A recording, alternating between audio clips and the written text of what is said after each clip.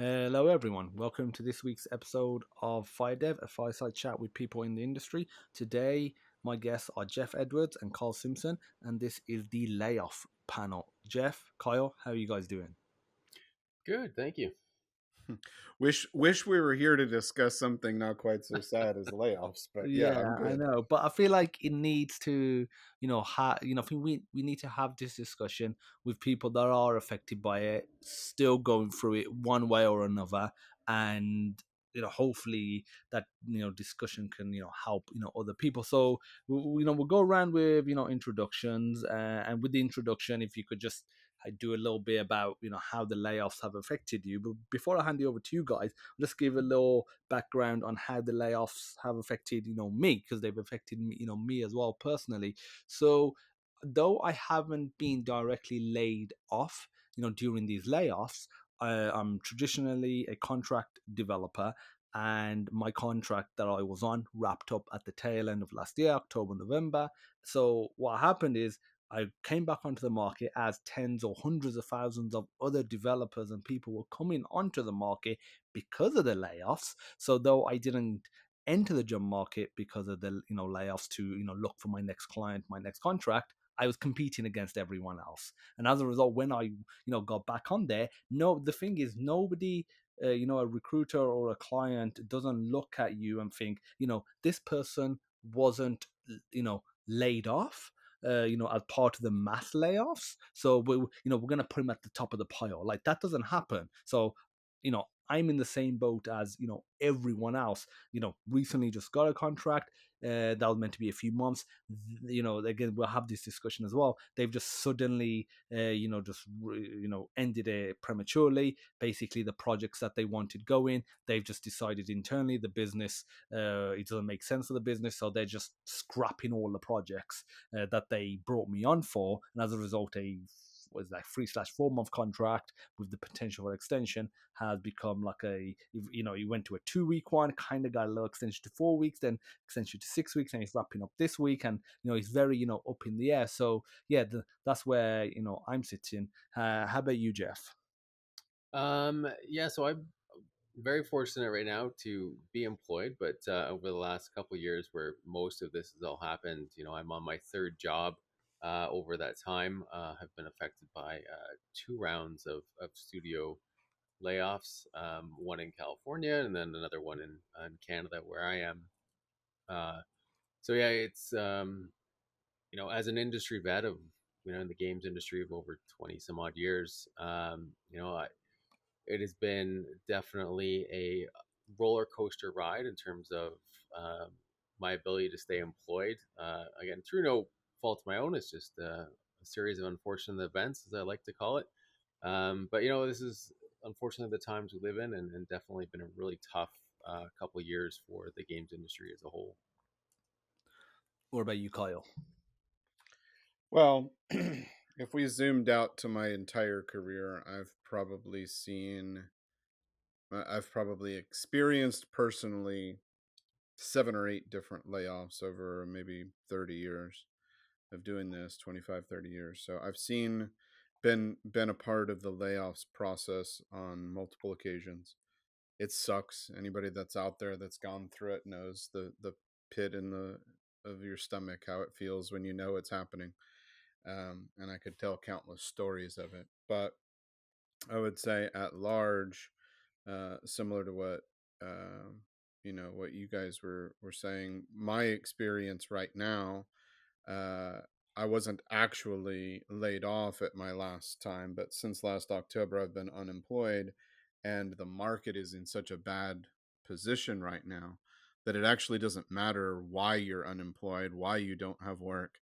You're in the same boat as anybody else who was laid off. So I think we're just sort of collectively under that same umbrella, even though that wasn't my most immediate employment experience. But even going back 1 or 2 jobs, I've had layoffs even since COVID. So I certainly recognize and empathize with that experience that people are having, and trying to figure out what it means for us as an industry, what it means to be a software engineer when it's not new, but when people assert that there's not a lot of loyalty between employer and employee, yeah, it's a two-way street, but there's not a lot of loyalty, not a lot of connection between those.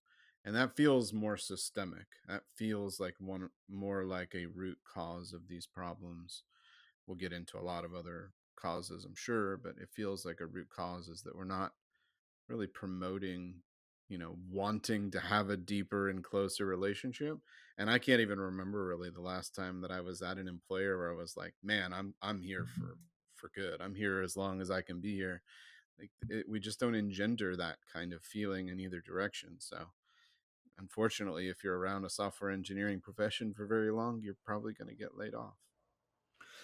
Yeah, it's the reality of how things are right now, not just during this current round of layoffs.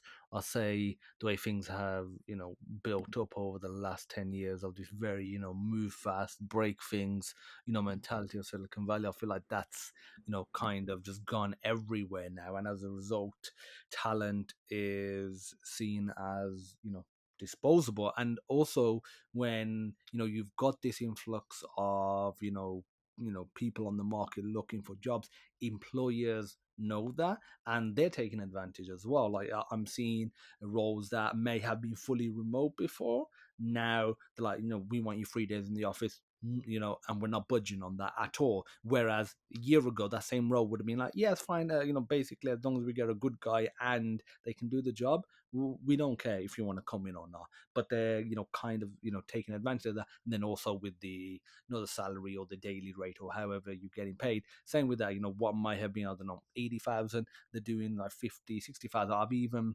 been in the process where they've changing it literally on the fly during the round of interviews and discussions, and the recruiter doesn't even know what's going, like everyone's just being confused. And then even internally within the company, like one person is saying one thing, then you're talking to another person there, they're saying another. So like it's because of this turmoil, a lot of companies are taking advantage of it. And like I said, sometimes not even up front, they're like changing things last minute. Like I've seen it where they say, okay, 2 days a week in the office, and then you go literally to interview, and then literally to your face on on team, on a team or Zoom call, they're like, this is 4 days. And you're like sitting there thinking, I mean, I was told two. What do I say that? And they're like, "Are you interested or not?" Like, it puts you in a very awkward situation. So there's a lot of that going, on as well. So another thing I want to ask you guys is, especially you, Kyle, as you're unemployed right now, and Jeff, you've gone through it. How do you guys survive during that? Because that's the main thing. Like the problem isn't that, oh, I've got no job, I've got nothing to do. If somebody did, if the government or somebody else said you haven't got a job, but I just give you money anyway, you wouldn't feel it. It's the lack of money that you're really feeling, at least in the short term.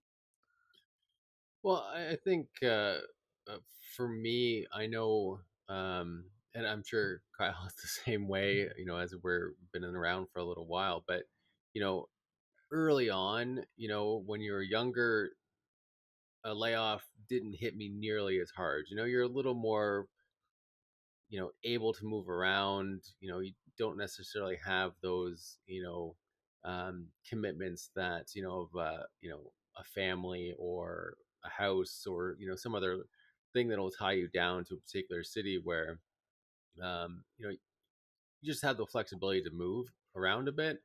But definitely as, I've gotten older, as, I've matured and, I started a family, I have more commitments and responsibilities.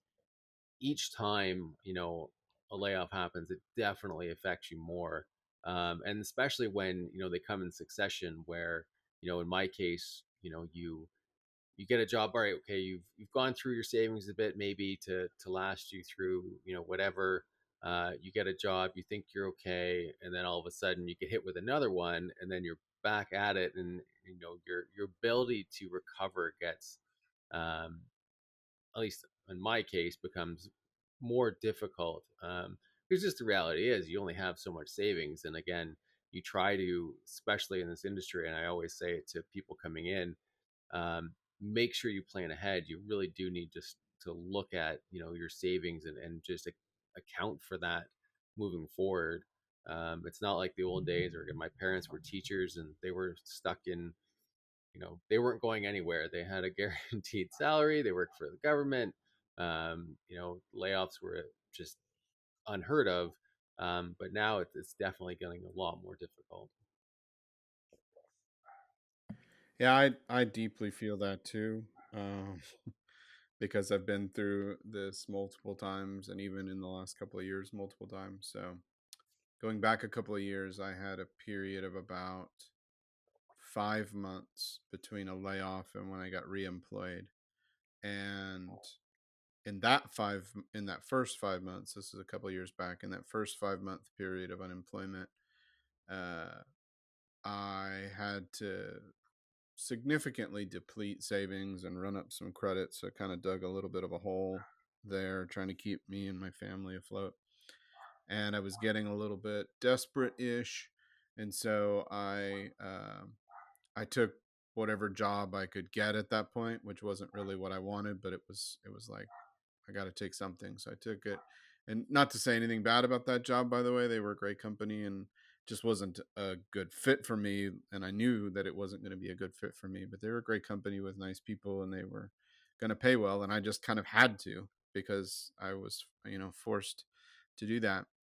I spent maybe a year and a half across a couple of jobs, basically back to back, fully employed, and I was able to kind of recover a bit over that period and replenish some of that savings, pay down a little bit of the debt. Certainly not back to zero, but I had made some progress back.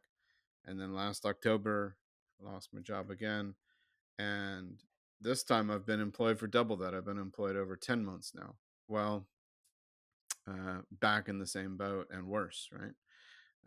I've depleted. I cashed out cashed out any savings I had. It's all mostly gone. Credit ran up, and we had to, make some very difficult family decisions as part of that. So we've had to sell some cars and things like that. My wife went back to work so that she could get us insurance to cover our kids and their medical conditions. And here I am thinking like, what do I how much deeper do I have to go? And I'll just be straight up honest. The only reason we're actually still afloat, the only reason I haven't had to like give up entirely on this as a profession and just go get a job at a restaurant or whatever, like the only reason that we stayed somehow able to manage this was A, that there was some savings, and B, I was extremely fortunate to have built up over a decade a good decent amount of residual income from previous book sales and video course sales, and that residual income plus my wife going back to work is why our lights are still on. But it's been by the skin of our teeth, and we've had to reorganize a lot of our lifestyle and make a lot of difficult decisions as a result of it. So I can appreciate where people are at with this. It's not easy.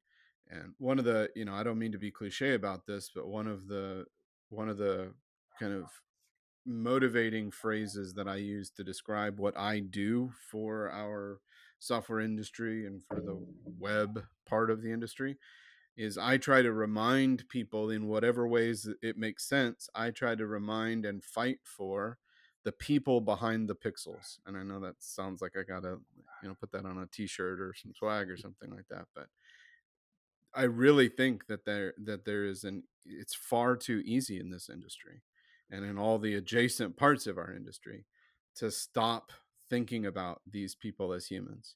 The three of us are individual humans who have struggles with keeping a bill paid or getting, school supplies for kids going back to school or buying new clothes or, whatever. We're not talking about, oh, I didn't get to go on 17 vacations this summer. We're talking about, I don't know how I'm going to keep the car bill paid, and we're real people, but that's lost in the mix, right? And I think we need to get back to remembering that real people struggle with the consequences of these decisions. And I think we were talking before we got on this recording, like most of this is not something that I directly did. I'll take responsibility when I make bad decisions or when I choose to be selfish and I, chase after something that I shouldn't have or whatever. I've made plenty of bad decisions. But a lot of this is macro stuff that I didn't have any influence over. And yet I'm still suffering the consequences of it. And so are you guys. So I think we just need to remind ourselves of that. I don't know, we're not going to fix it, but like reminding ourselves that each person sitting next to us, either physically or virtually, they might be going through some really tough stuff right Oh yeah, and like you said, it's a lot of it isn't what you've done yourself. When I was affected by this and still am. One of the things I look and I was like, I've got savings, which is good. Like yourself, I've got some basically side hustles that are making some money as well, and that's kind of helping. With certain stuff, around the house. So all that helps, and probably doing more than the average person that's generally doing okay or considered doing okay, and it's still very very difficult. But one thing that you mentioned, especially around the residual income, your books, etc. Do in situations like these, and because you've experienced these layoffs, both of you guys, multiple times, do you ever think, okay, forget regular employment. I want to just do, even if you wasn't really that fussed about, becoming like a business owner or an entrepreneur, before, but now you're like, I want to have some control over, my destiny, over, my income. I don't want it to be that, okay, the company has money, but they've just decided that I'm just not the token they need right now, but they could pay me. They could have the conversation of, we don't need you in team A, but team C, we can maybe need you there. We might need to maybe hold off for 2 weeks or 4 weeks of, pay, and then we bring you back on, or, reduce, like those sort of discussions I never hear about. I feel like most of the time they don't happen, and it is a matter of, okay, let's just get rid of them now, and not even like a warning. It's just like, okay, we'll just give them the minimum notice we need, based on the contract. So yeah, looping back, do you ever think about business and entrepreneurship in these times? Well, I can go. Like I know I have, and you see a lot of people now. I think kind of banding together in the games industry, where they're starting a lot of independent studios, where they feel that there's still a desire or for these games or for these products, but you just get a bunch of people who are got nothing else to do. We don't have let's try this route. And I've looked into that as well. Again, the only, I guess, the downside to that again is the older you get, and again, it's a risk either way. There is capital that you need to do. You have to, there's a lot of time dedicated into setting up your business, to saying, okay, I'm going to do this. Is there funding you can get? There's lots of things that you know are a lot of unknowns when you go down that path. And again, for me, it was always that case of, am I willing to do that now, given my current family situation? Can I take that hit? Can I be realistically out of work and not getting my regular paycheck for a year and a half in order to get that out? Or can I hire enough people to get that demo out so I can start bringing in some money? So there's all those factors that you need to really weigh in, I think, when you go down that route. But like I said, I do see a lot of people, and people I know that have attempted to go down the independent studio route. And then I think you were mentioning too, other companies looking at other ways to reduce costs outside of laying off. I've really only heard of one company. It was a former company of mine. They were going through some tough times before they hit it big with their one IP, but they actually went to the staff and said, "Hey, look, we need to reduce. It's either going to be mass layoffs or we're going to have to take a pay cut." And it was a pay cut across the whole entire studio that lasted 2 years, and slowly brought them back up. But it was really nice to see a studio actually look at that route rather than just saying, look, we don't need these people. We're going to keep our salaries and not have that take on that hit as well. And I think that's where I look at, executives and other leaders of these industries. Um, and as Kyle mentioned, think about it. Think about the people. Like your junior staff isn't making the same as you are. That hit is going to be potentially a lot greater on them than it is on you.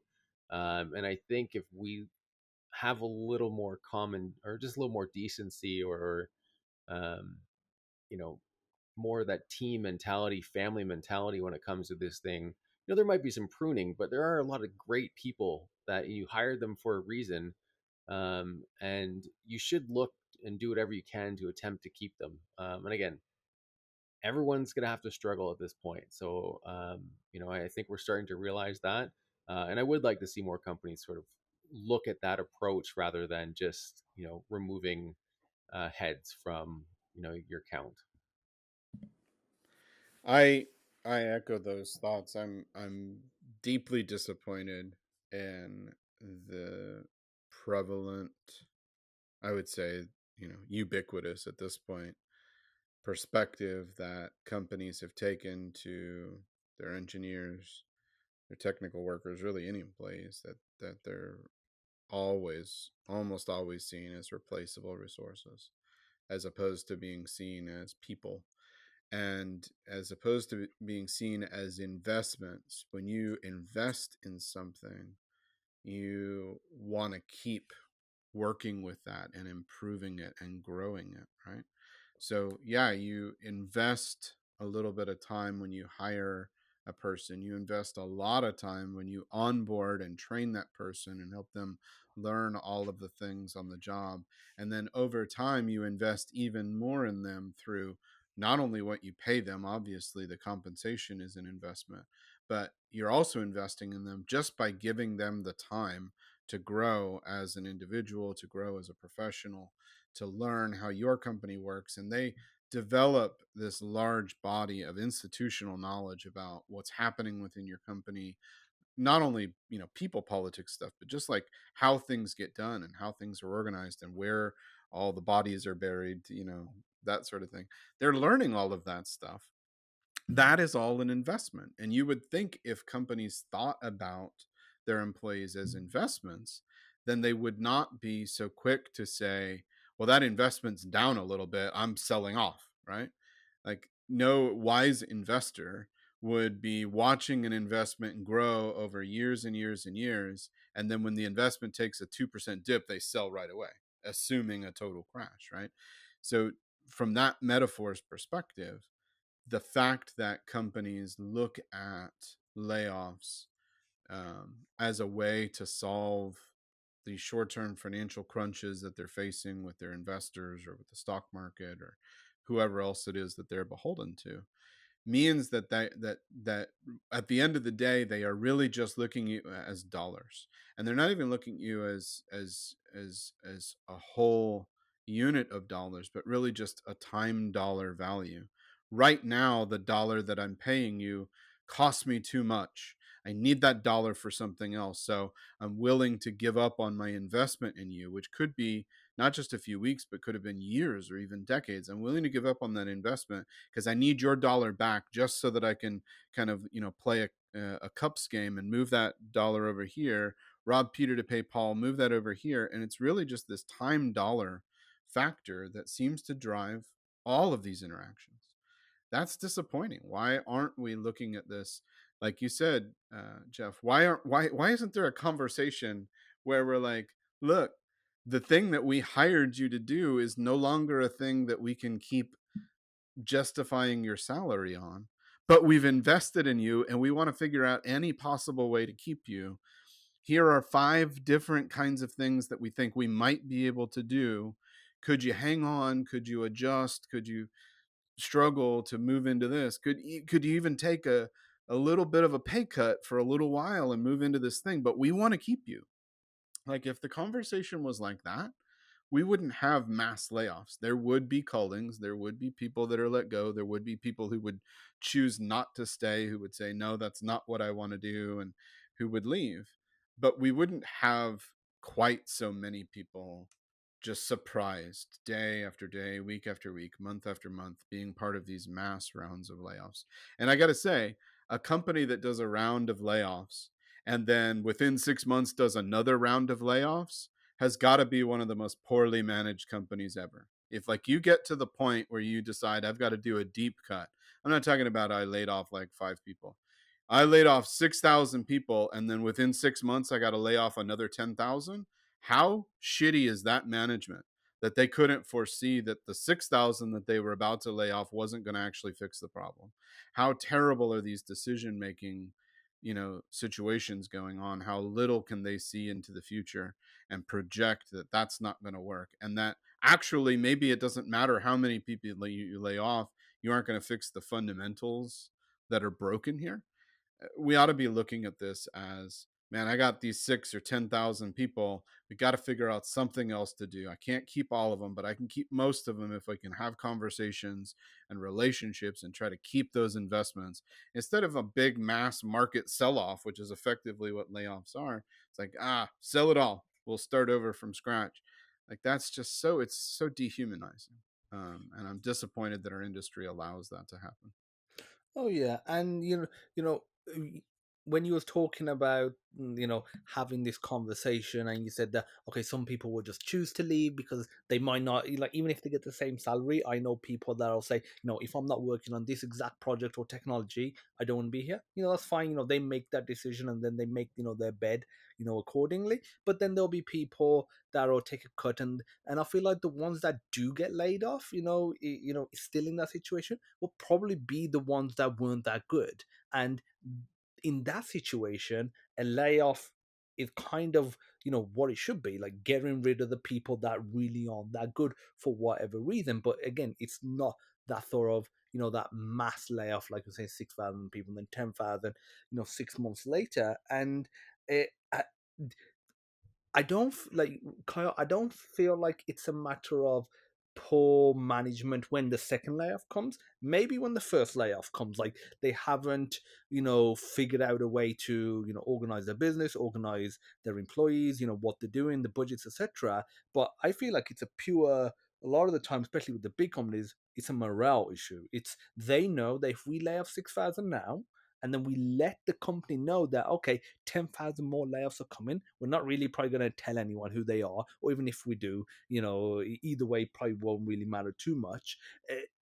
People will just be, you know, distraught. Like they'll just be so disheartened. How will they be able to efficiently, in the eyes of the company, work for the next 6 months? Because if you go through a round of layoffs, let's say at Google, they lay off 6,000 people. The ones that stay, they're probably going to breathe a sigh of relief. They're going to be like, that was almost me. I'm going to not only work, I might even work harder to basically show that, yeah, I've got value. But then obviously the 6, 12 months rolls around, and then what probably should have been maybe 12,000 before ends up being a total of 16,000, people, laid off. So I, I feel like that aspect of it is actually probably more clever planning on the management side, and they probably know that next round of layoffs is coming, but they just can't have that conversation. And I feel like that's a societal issue, and an issue on companies, let's say management or the company side, but then also the employee side. All of us, where we haven't come into a sort of system where we can have that discussion of it's going to be difficult. We're going to have to make some cuts.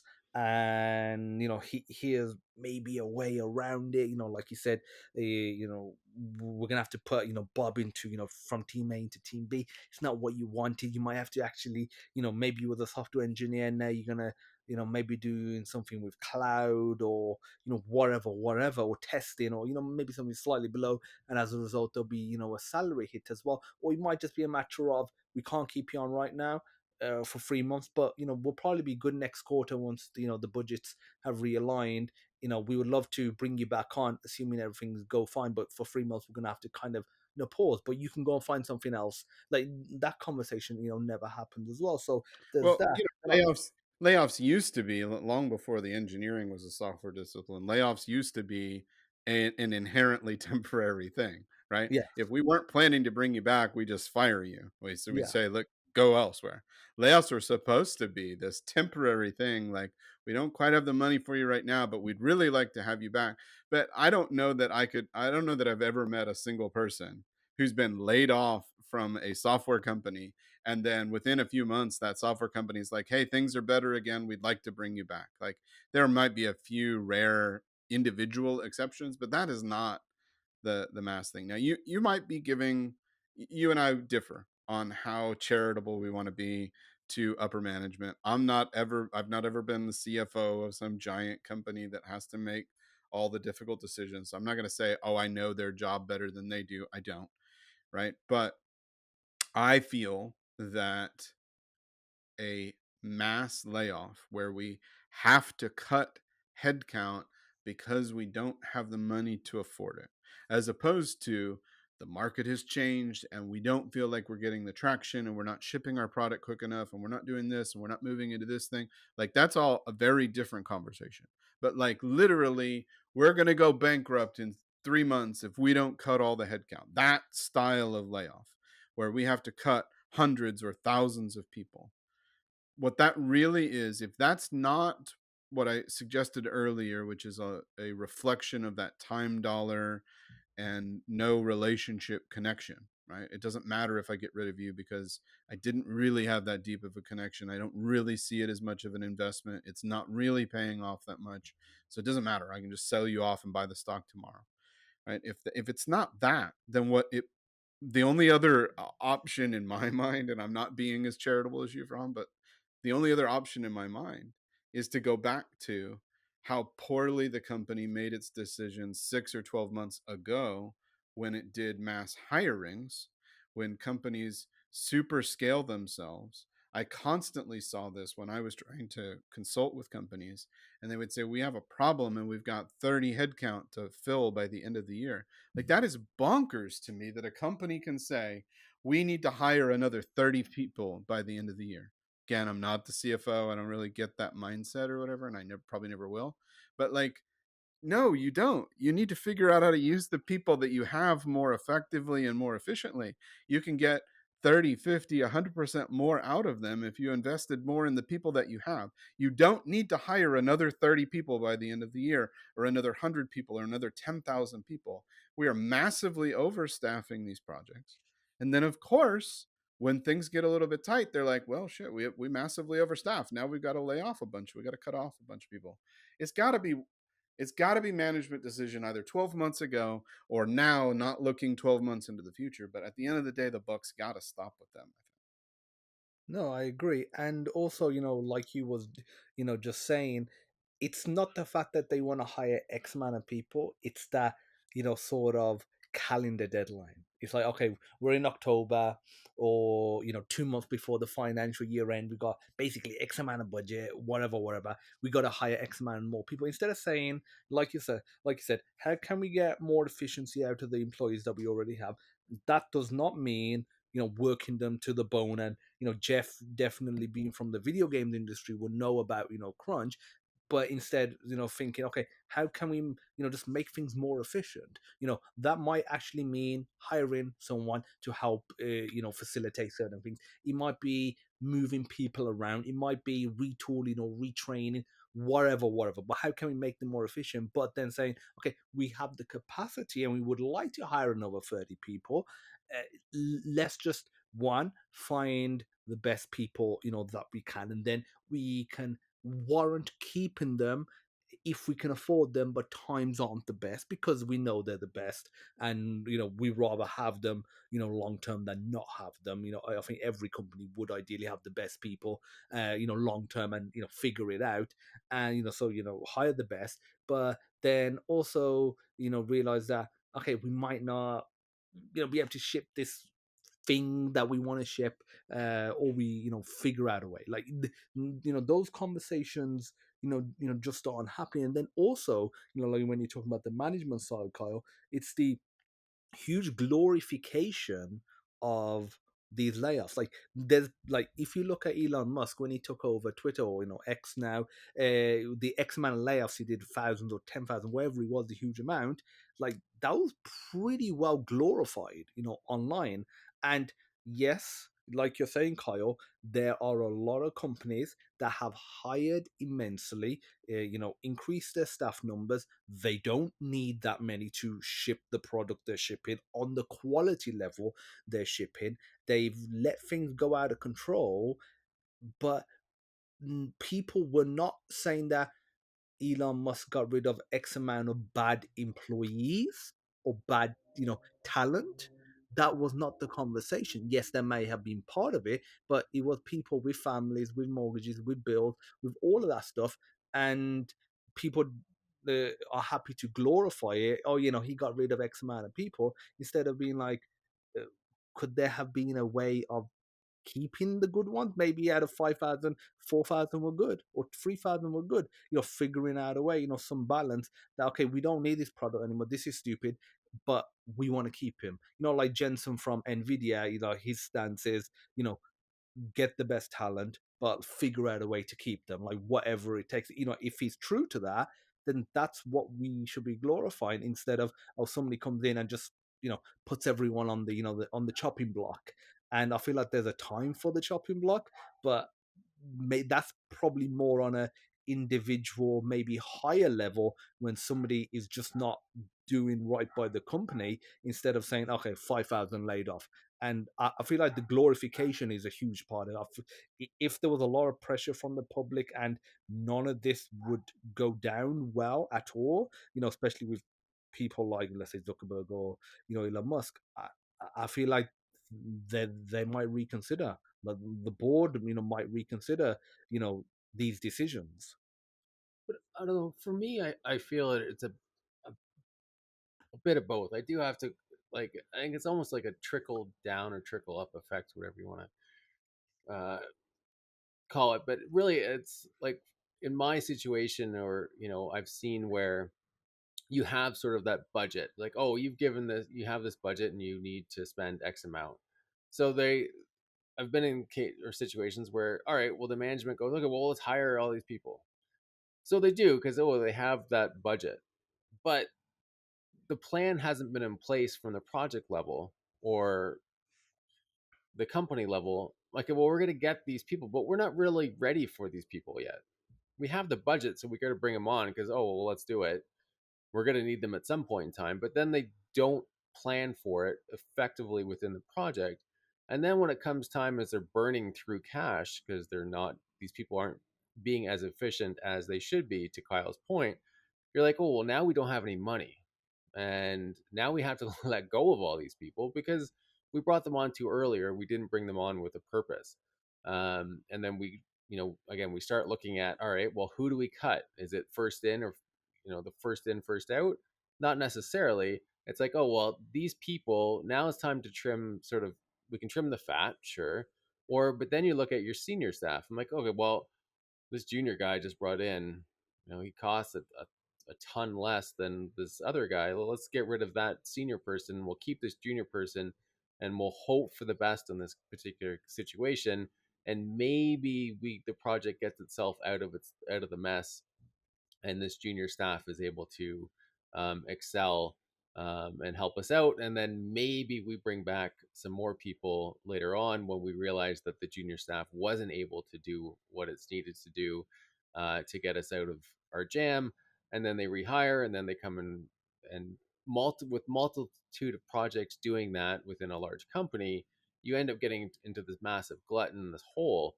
Um, so I really do believe that it comes down to a lot of that planning that is ultimately going to be from your upper management. Again, there's a lot of great leaders, in the tech industry, and it's not everybody.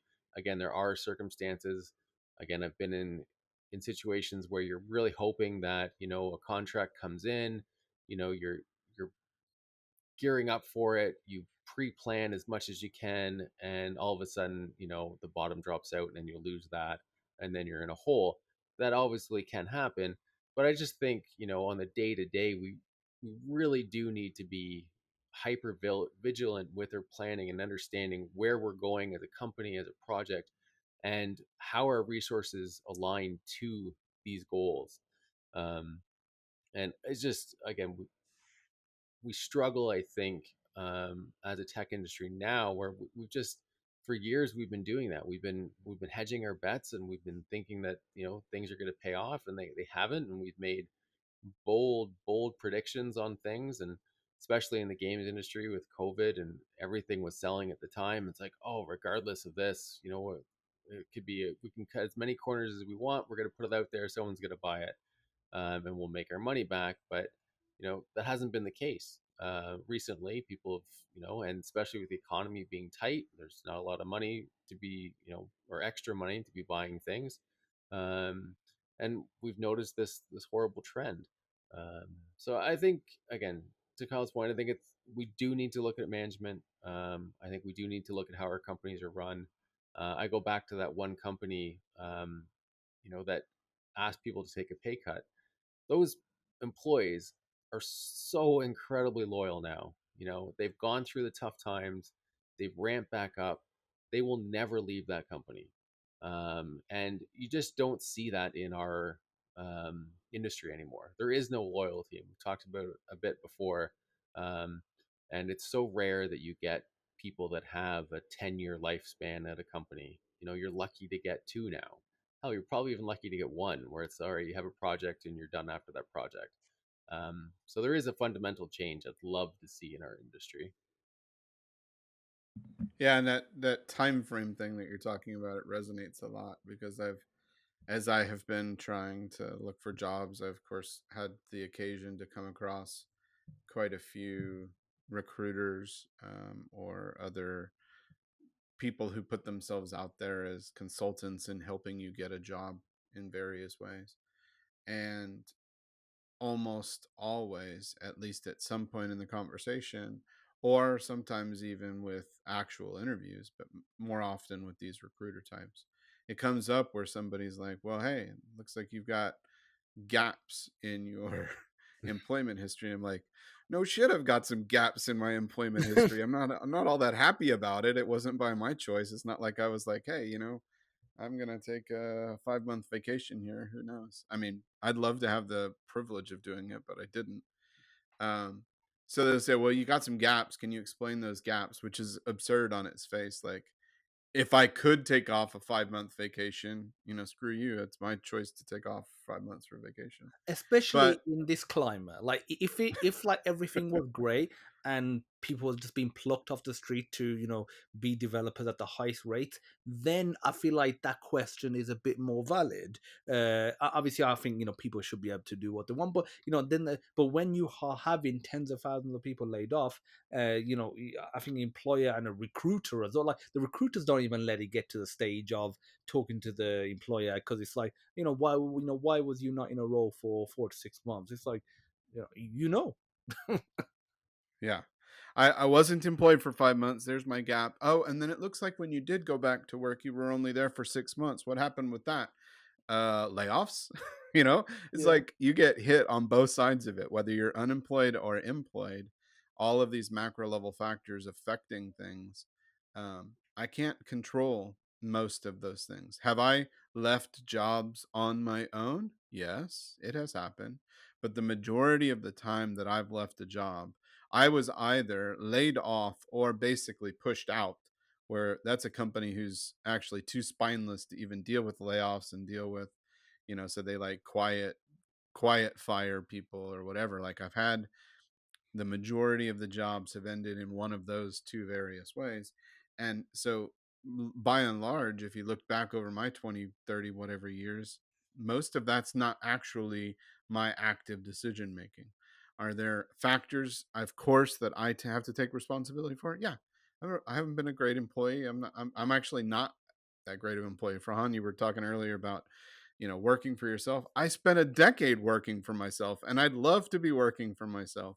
The pandemic ended my previous business model, and life came at me pretty hard. And um, going back to work and travel based work without the ability to have, because I live in a country, unfortunately, that's not a first world country anymore, the US, and we don't guarantee healthcare, right? So I'm beholden to an employer to get access to healthcare, or as I said earlier, in this case, my wife.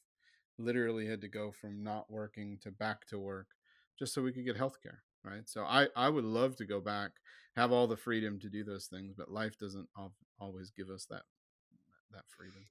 Oh yeah, I mean, talking about obviously the family side, like how did that for both of you guys affect your family and your friends, and then obviously for you, Kyle, your wife having to go back, like what was that conversation and that time like? Because I'm highly doubting it was like, wife, things aren't the best, can you go back? And she's like, yes, great, let's go. Like, I mean, hope it was, but I feel like it probably won't be. And then on top of that, whilst you're laid, because if you're laid off for 2 weeks, then the sacrifices are easier to do. But when you've laid off for this long, how do you sort of cope with trying to kind of enjoy life as well, especially when you have a family, with your kids, maybe going out or whatever, and not feeling guilty that, oh, should I be applying, should I be doing this, should I be doing that? And you've got other commitments as well outside of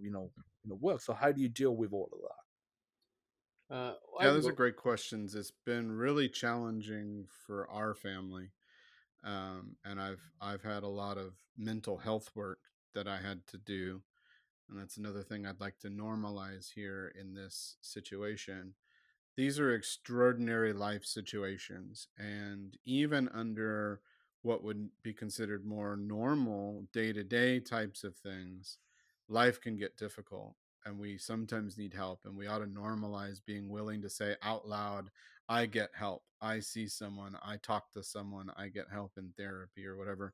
I have now for 5 years, and I'm not afraid to tell people we should be normalizing that. That's been part of my journey that's helped me to manage this. I've kind of developed a little bit of a uh, different focus on work. So I do still have my software projects. I'm working on code all the time. Right before this podcast, I'm working on code. I do still code, but I spend a lot of my time now literally just out walking around in my front lawn, pulling weeds and watering and doing other kinds of things. Things I used to pay others to do, quite frankly, now I do them. And I've had to adjust myself to finding meaning and purpose in doing things that I used to pay other people to do. um, and I need to get an oil change. I've never changed the oil in a car. Don't know how to do it, don't know where to start it other than like look up a YouTube video. I'm probably going to mess it up, but I might change my own oil for the first time. And I'm not trying to diminish these sorts of things. I'm actually trying to elevate them. That I used to take them for granted. I used to have the ability to just pay for those things to be done, and I focused on tech. And part of my journey has had to diversify where I spend my time and where I derive meaning from spending my time. And I'm doing a whole lot that's away from a computer screen now. And that's been a big change for me. It's been difficult for me. Um, not only the physical challenge of doing physical work and being out in the sun and sweating and all of that, but actually just the mental health aspect of it, because I used to define a lot of my value based on what I could produce at the keyboard. And most of my value now is not coming from the keyboard, at least in terms of what's making my family operate from day to day. I'm the one that's now taking kids to doctor's appointments and buying back to school supplies and managing that, a lot of the household chores and cleaning and things. I'm doing a lot of that stuff now, and I do still hope to go back to work, and I will have to keep doing a lot of those things because my wife's going to stay working. We need a stable job to provide health insurance that doesn't lapse. And so my wife's now probably permanently back to work. And like you said, that was not an easy set of conversation. I didn't ask her to do it. She saw what we were going through. And after a period of time of realizing what it was changing for us, she made the decision. I would never have gone to her and said, I need you to do this. But she made that choice and that sacrifice, and I supported her in it. I'm still am proud of her and appreciative of it. But that was pretty challenging, and it's been challenging for her, it's been challenging for me, for our marriage, all of that. So there's no part of this that we should sugarcoat and say, hey, this is all like easy. And everybody's journey of this is going to look a little bit different. But one of the big themes that I would say is that you should, no matter what your life situation, whether you're single, whether you're married, whether you have kids, whatever your life situation is, you should look for those people around you to lean on, right? Whether they are friends, whether they are family, whether they are therapists, whoever, look to those people to lean on them, because we are not meant to actually just come through all of this kind of stuff unscathed. That's not how we're wired as humans. We are wired to be relational. We're wired to be purpose driven. We're wired, I think, inherently, most of us, to have a growth mindset. And when we feel stuck and we feel static and we feel going backward, even, that's challenging and we need help. So I've gotten a lot of help. I've been extremely fortunate to have a lot of different factors, no one thing, but a lot of different little things that have helped me to manage. And if I were to give myself a grade, I'd say, hey, I've got like B minus C plus. I'm hanging in there. I'm passing, not acing everything, but we're making it work. And I would imagine most people's journey ends up looking messy like that. Oh yeah. How about you, Jeff?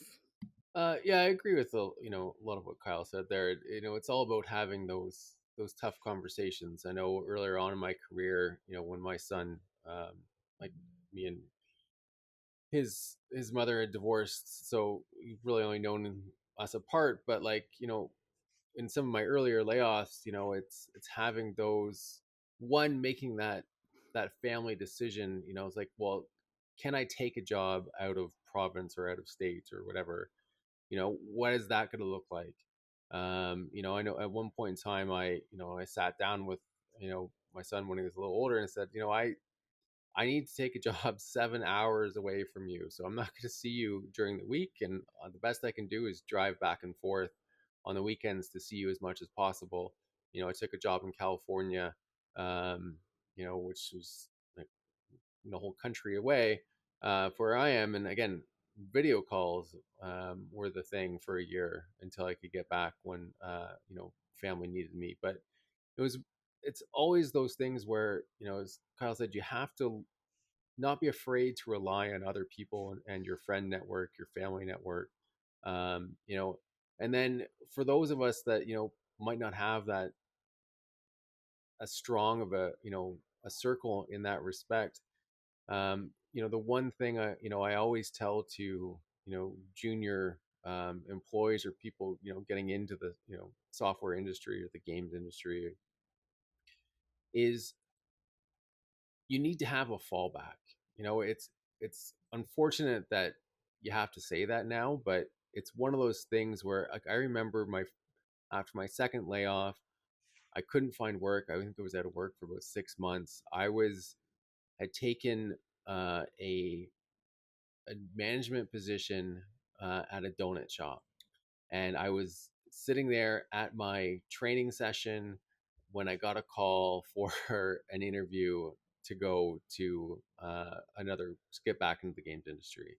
But it's like those type of things where it's that sacrifice where you might have to take a step back. Maybe you have to go outside of your industry to look for something else in the meantime, and still try to keep a foot in your door and continue your dream of the job that you went to school with or you have a passion for. But unfortunately, there's, again, life gets in the way, and we really do need to look at other options, again, whether we want to or not. Again, there's so many other commitments that we have as individuals that you know we do have to make those sacrifices, not only personally but definitely with our family. Whether it's cutting back on vacations, whether it's not buying the latest and greatest, maybe you have to go to secondhand. Like all those things I have dealt with on my own, and again, it definitely sounds like Kyle has as well, and so many other people that I know. Um, but it does take, it's truly difficult for all involved. Again, you can go back to my parents who were teachers. They were crushed when I lost my job the first time. More so the second time. It's like, how are you still here? Like, this is totally unheard of. So it is definitely a generational thing that we're experiencing now that others have not, and I think it's going to continue to be that way, in for generations to come, until we sort of really figure out what the best work-life balance is, and how we navigate things, and hopefully corporations sort of figure this out and really put the employee first, um, to have everyone, really level up um, their ability to contribute to, a role in society. Another thing that I wanted to, also, kind of run past you guys is you guys have been around in your respective industries a lot longer than I have. You've seen multiple layoffs, something that I really haven't, gone through. Do you think there's more of it now because of remote working, and that's kind of created a lack of, human connection, or am I just totally, off the ball and that has nothing to do with the layoffs? Well, I can start with this since I've managed a lot of remote teams and have managed a lot of in-house teams. When we went remote, everyone, especially in bigger cities, and where the cost of living was incredibly high, transportation was really difficult. It was a huge benefit for employees. It was a huge benefit. Obviously, the family connection was a lot better. Your work-life balance skewed dramatically to in favor of the employee, and their situations.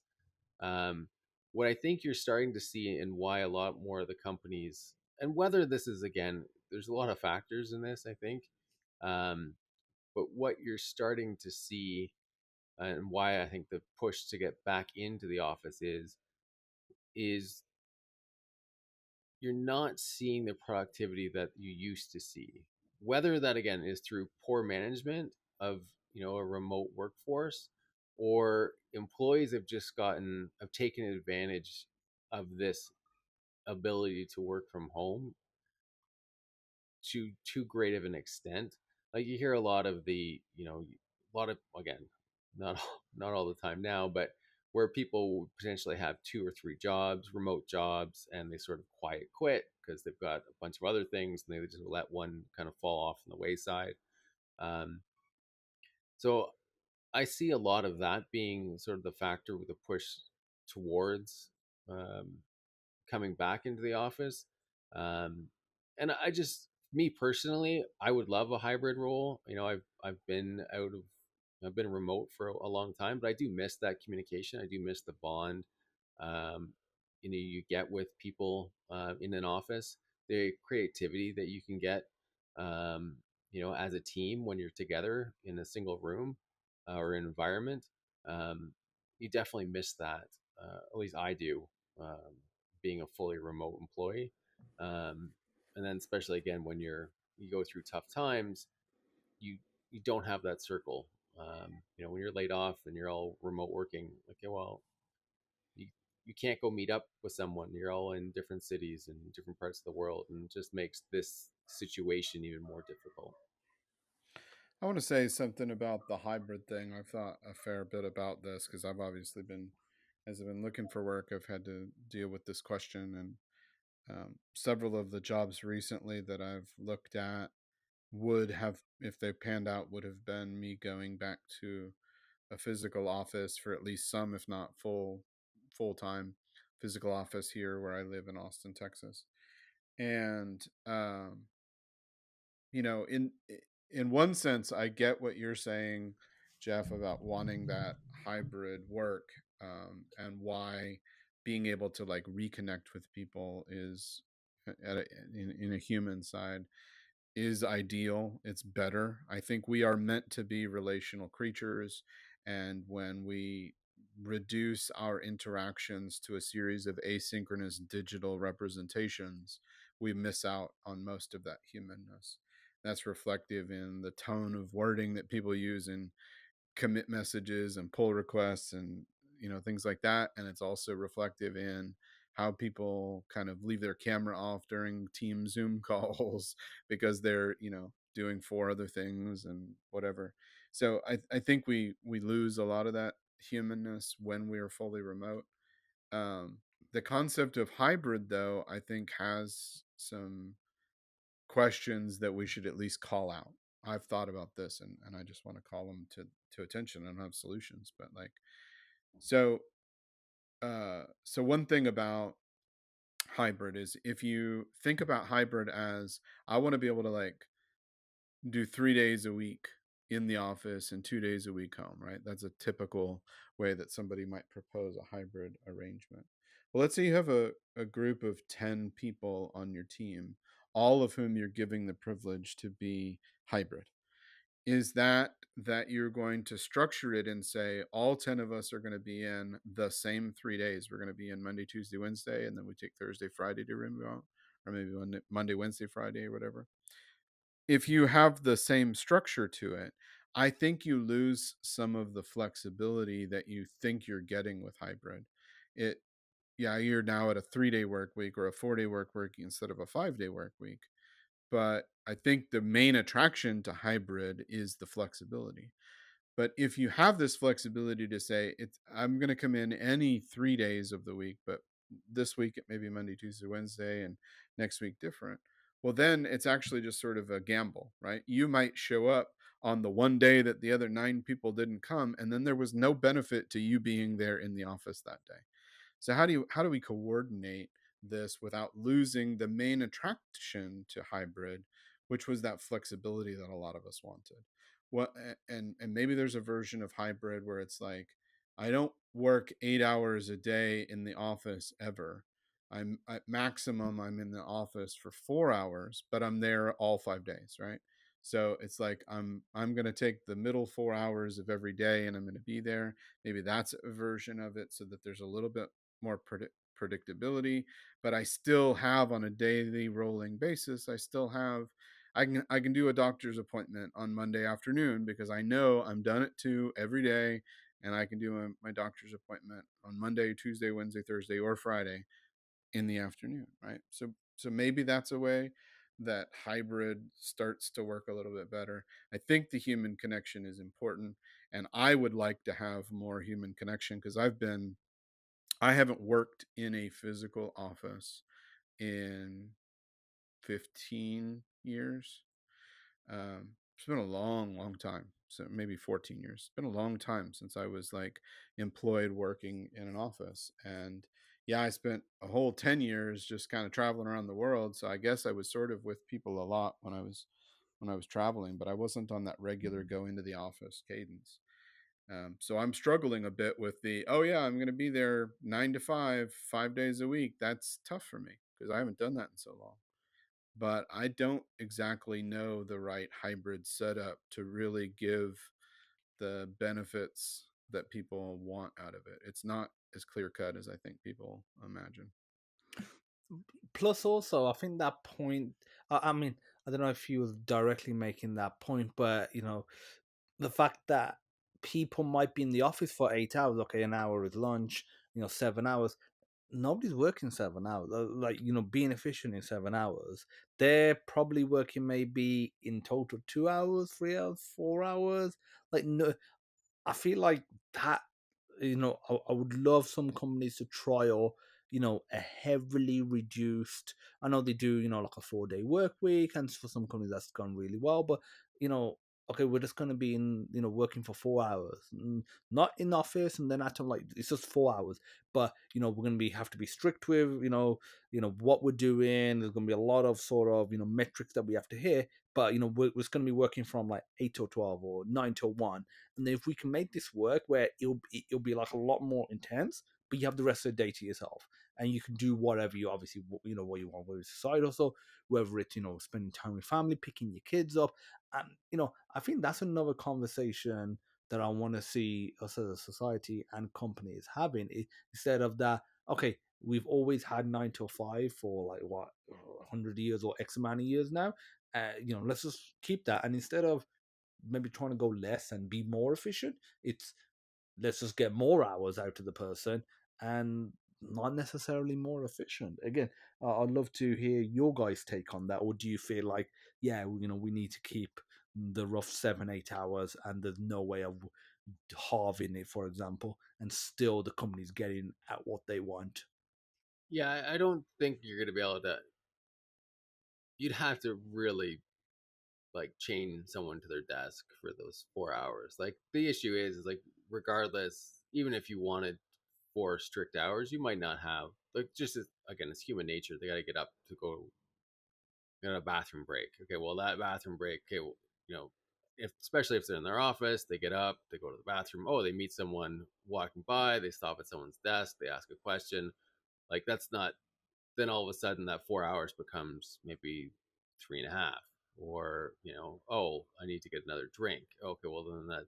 So it would be really difficult, I think, to be able to ensure, um, you're going to get productivity, maximum productivity over a shorter time. So I think that's why why that would be a difficult sell. I do like, again, I used to on the teams I've managed over the years, you know, Friday afternoon, it's like a non-day. I'm like, look, if you got stuff to do, do it. But I'm not expecting a lot of productivity out of you guys. It's a Friday, it's the summer, weather's nice.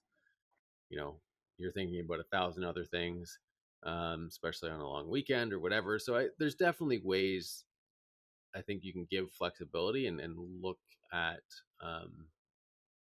ensuring people are productive within I guess a regular work day or some pseudo regular day.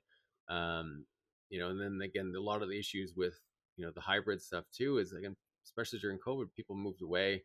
To get them back into the office, even if it is just for a half day, well, they might not even be in the same city anymore. And again, if you're in those big metropolitan uh, areas like Silicon Valley, if you're trying to drive through LA traffic or San Francisco, like it's just, I'm not sure how bad it is in Texas, but or even up in Canada, you're driving in Vancouver, Montreal, Toronto, like it is really difficult to get from A to B if you're only going to be there, for a couple hours and you got to drive back. I would hate that personally. I'd rather be stuck in the office and know that at the end of the day, at least I'm here for a set amount of time, and then I can go deal with it, regular rush hour. But I would hate rush hour to be all day. Um, so yeah, I don't know. It's an interesting thought again too, and I think it comes down to management, and the team and how they're structured. And same with Kyle when they said, hey, it's a hybrid. If you're not all in the same, um, all coming in at the same day, it prevents a problem. I know, again, even setting up a meeting in that case where you have some people in the meeting in the office, and then you're zooming, or you got Teams, Zoom, Skype, Meet, whatever it is, out to a couple other remote individuals. They never feel truly connected. They always feel like they're missing out things. I know team building, remote team building events where you're all over the place don't necessarily feel like team building. You're just sitting on your computer for another hour Feels or like a so. waste of time. You Yeah. just want to get off it. I know it. Like even meetings, a lot of the time when you're not actually presenting or have some involvement in the discussion, and there's 20 of you there, and you're just thinking, why am I here? Like I could either be working or pulling weeds in my garden. Like I could be being efficient in so many more ways. Yeah, I think the the appropriation of our time thing is, I think what's important is not that I do my work in the office, but that I'm available for those connections when they need to happen. Where I do my work is almost completely irrelevant if it's digital work. As long as there is a connection with internet and the appropriate equipment, where I physically commit that line of code, there's nothing special about it happened from the IP address paid for by the office, right? But the desire, if we're talking about the authentic management decision drivers, they're trying to bring people back together because of all of the serendipity of people in the same location being able to meet, discuss, have, the collegial connections with friendships and all of that. And those promote stronger teams, which promote more trust, which promote better solution making.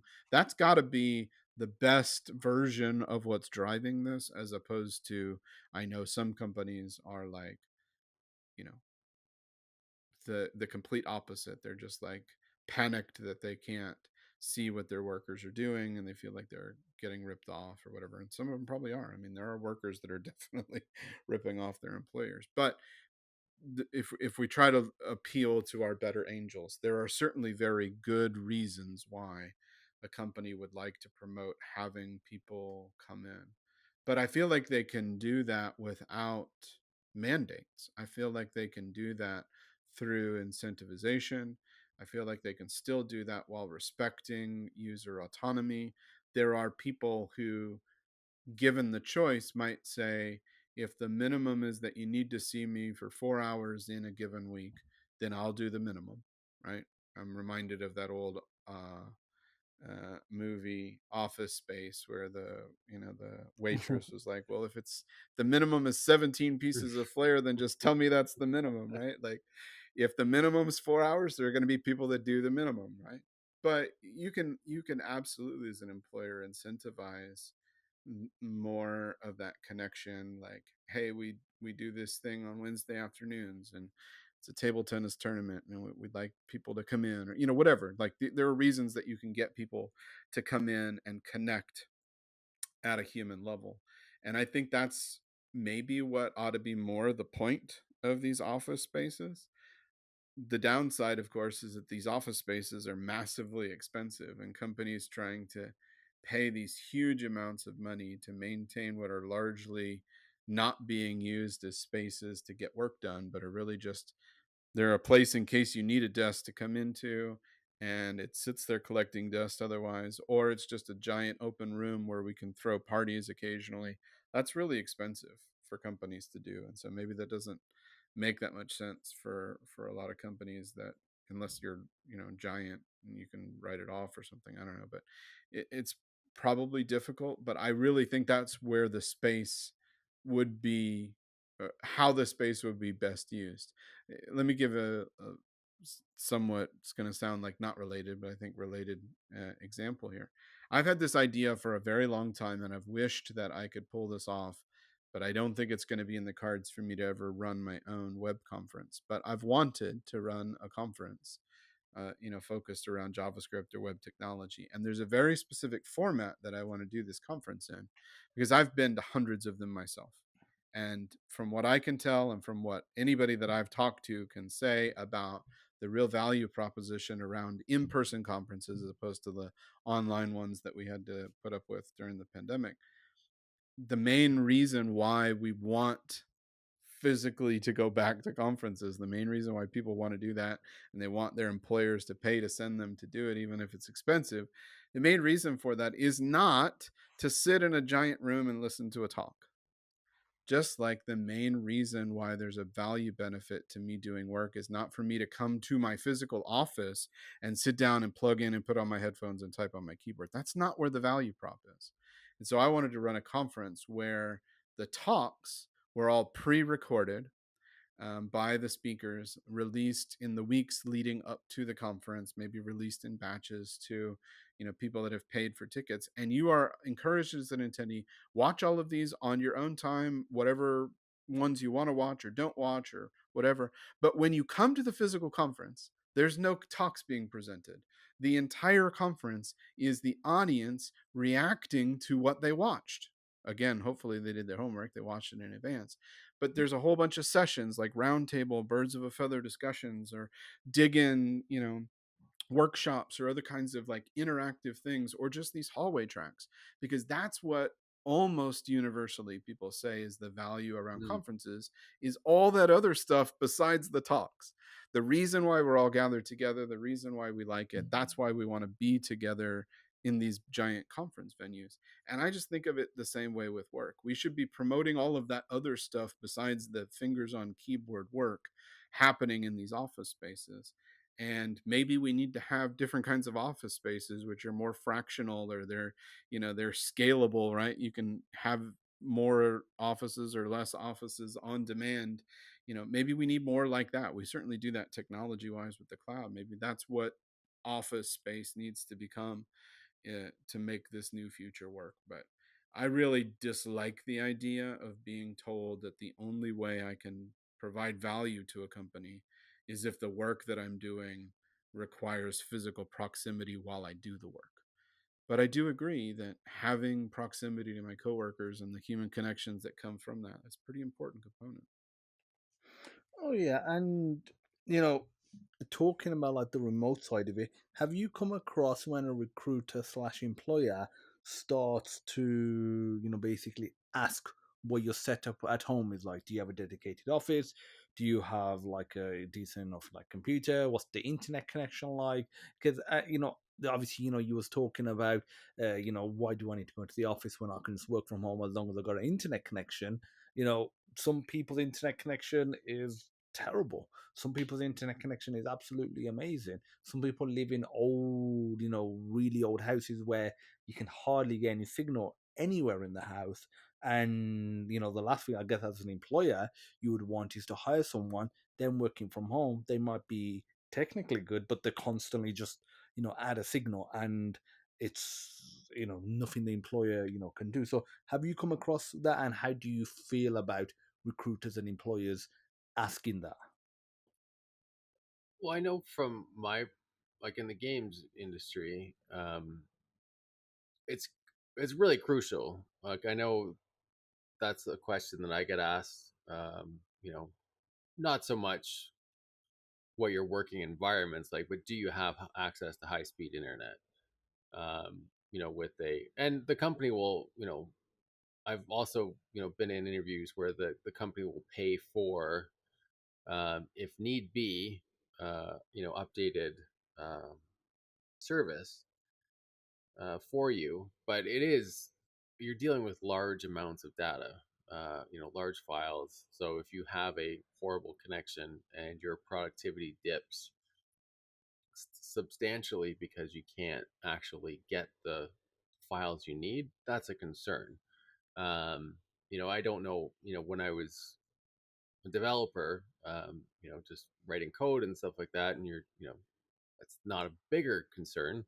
Or when back in the day when I was an artist and you're just dealing with small little files, and again, not much of a concern. But in AAA gaming, um, it is one. So I think it varies. I never have an issue with that. Again, if a company, um, well, again, I'm just very glad to have a job. So I'd be willing to bend over backwards to do a lot of things if anything happened. Um, but I think asking those type of questions isn't unrealistic, and I think it's to be expected, especially within remote work.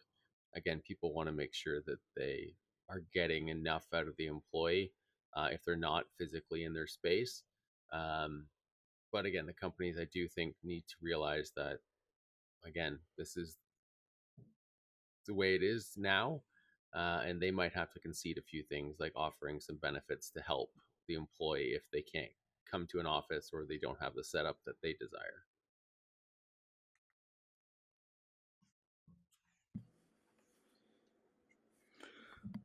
So, another thing that I was thinking, like, a company that might lay off 5,000 people is the perks. With the big companies like Google, they offer a lot of perks to their employees. That's one of the reasons people go.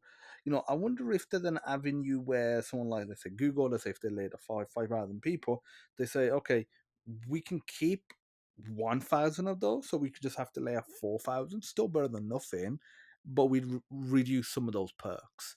Instead of having chefs there that can make you meals 24/7, they're there 3 times a day or 2 times. Have some sort of reduction of those perks, because those perks cost money as well. And obviously, it attracts talent. But like in these situations, and maybe even some of those big boys, the Microsoft, the Googles, the Facebooks, literally getting together and saying, you know what, we'll collectively reduce our perks because we know we're all laying off. So that way it's not that fair of an advantage, if Google reduces them, but then Microsoft is like, I've got a war chest, ha ha ha, I'm gonna, keep my chefs 24/7, so people will come to us, more than, you guys. We'll figure something out. 12 months, we're gonna reduce the perks. but we can keep some more of the people. Like, what do you think about that? And have you ever seen that? Um, I have seen it in certain ways, but again, I look at it where um, it's those type of tough conversations that management needs to have with their employees, with themselves. Um, like it used to be, that's what got people in the door. It's like, hey, now look at all this cool stuff we have. We've got, you know, we have an on-site chef. We have, a gym. We have all this and that to keep you there at the office. And maybe that's now a way to entice you to come back into the office. Um, but like when it when it comes to, again, the just the humanity of this, I really want us as a tech industry to look at ways to look out for the employee more. So these perks, again, I'd rather give up all the perks I potentially have of the company if I could keep my job, or if I could keep the job of my coworker, who I have developed a relationship with, or I feel adds value to the thing that I'm doing. Um, and those aren't necessarily the things, these perks aren't going to be the things that keep me there. It's stability, knowing that I have stability in my job. Like that's the first thing I ask when um, I'm interviewing. I'm like, hey, how stable are you? And then the other thing I'd love to be able to ask is like, will you guarantee my job for a year if I come on? Like, I'm almost at that point now where, again, I'm lucky enough to have a job, but like before, like when I'm looking, like that was a question that was on the tip of my tongue. It's like, I don't want to move somewhere and not be guaranteed, uh, a position in X amount of months. I need to have some level of stability.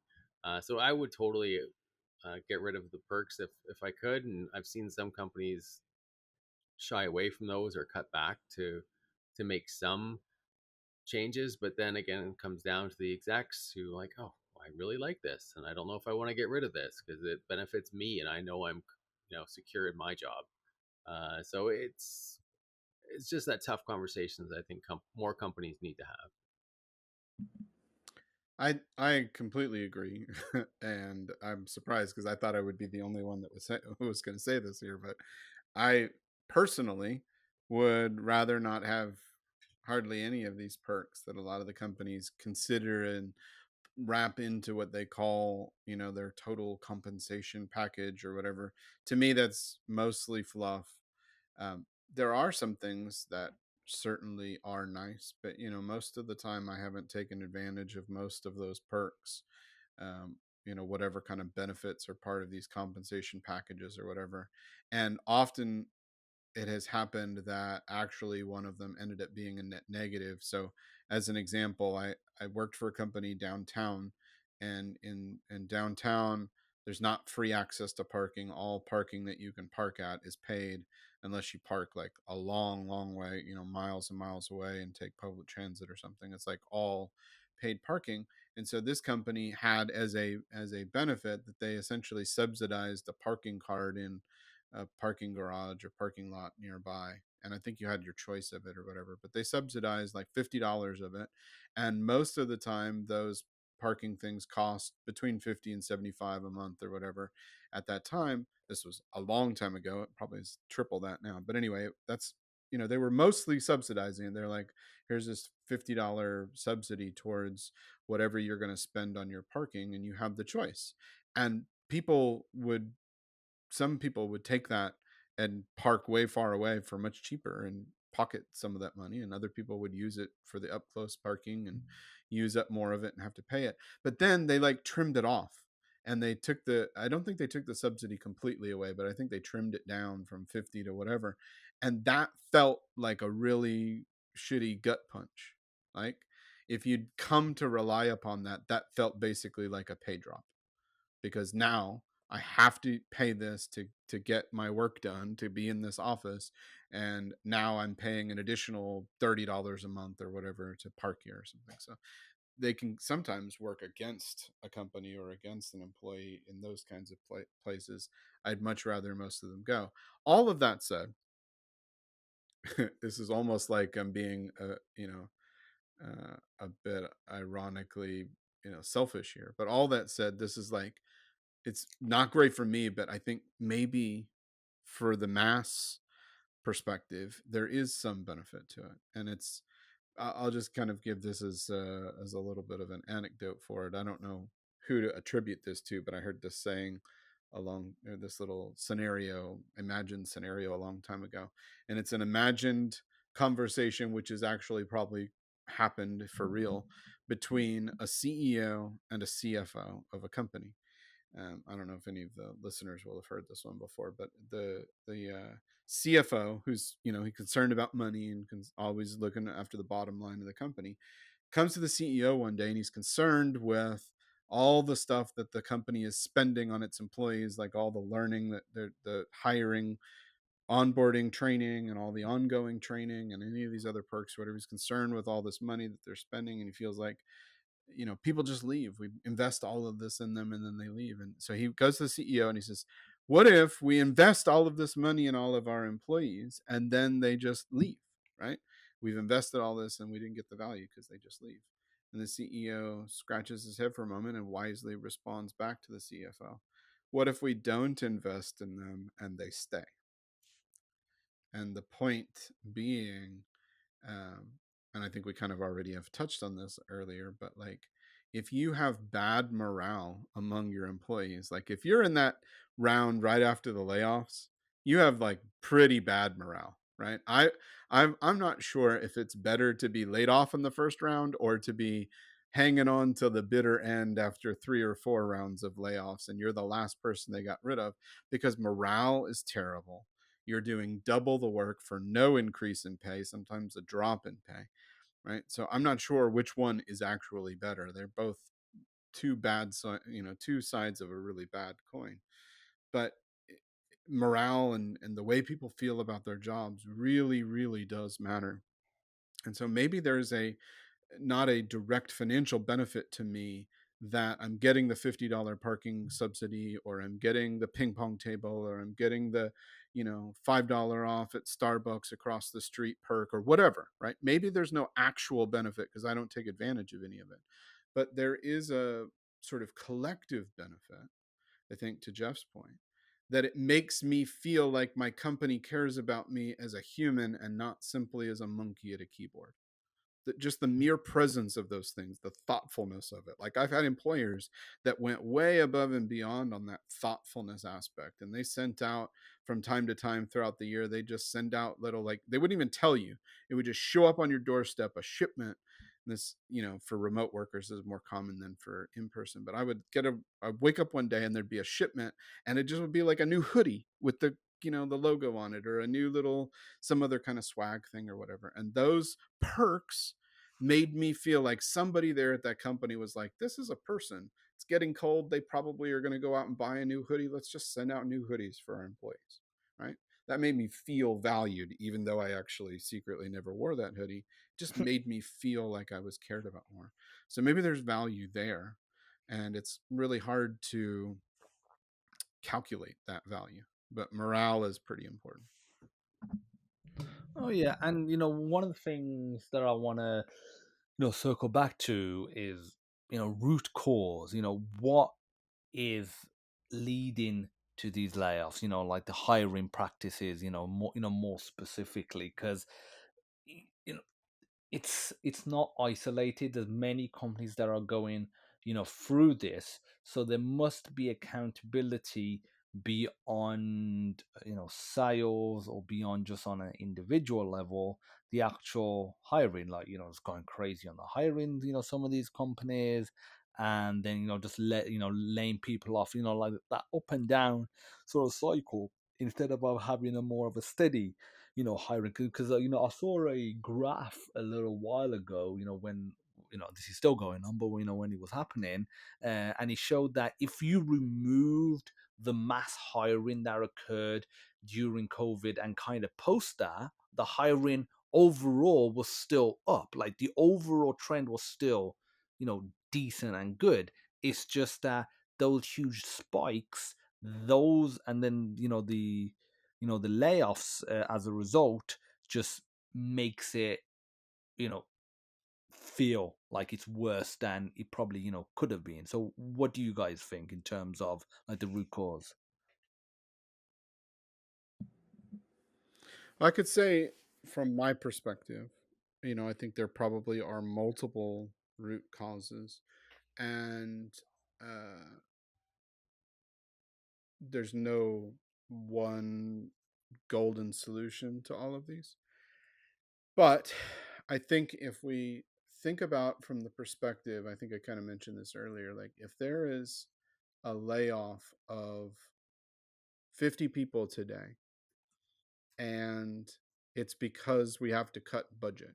It's not simply because we're just trying to retool and we need a flexible market or whatever, but like we literally need to cut budget.